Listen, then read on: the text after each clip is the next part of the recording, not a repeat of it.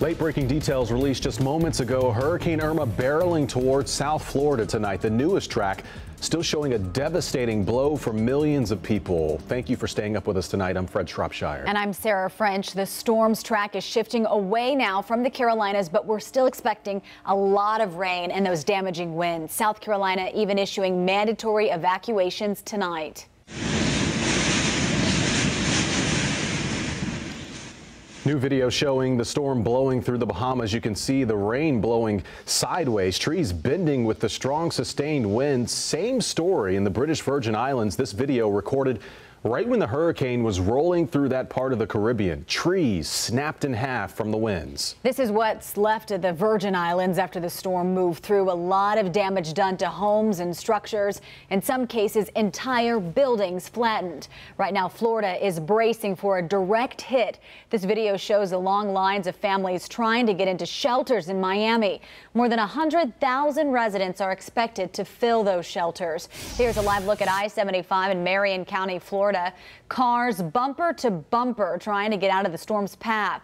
Florida's governor telling people to get out and get to a safe place. I cannot stress this enough. Do not ignore evacuation orders.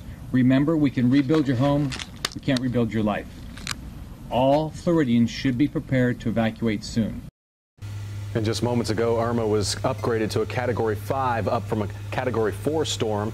At last check, the death toll, at least 22 people, and new numbers tonight. 5.6 million people have been asked to evacuate Florida ahead of the storm's impact. Chief Meteorologist Brad Panovich tracking the latest in the First Warning Storm Center. Brad. Yeah, I was watching the hurricane hunters out there. They've been flying in and out of the storm, but it's been kind of tough to do tonight because the hurricane hunters don't fly over land in the hurricane because they fly at 10,000 feet. It's extremely dangerous to do that over land because it gives them less room to maneuver. You've got mountains and other issues over the land. So they were flying near the coast of Cuba, but they did find winds have perked back up to 160 miles per hour. That puts it back as a Category 5 storm, but it is really close to making a landfall here in Cuba. It's expected to skim the coast, weaken just a hair back to a Category 4, but you're still talking about winds close to 150 miles an hour.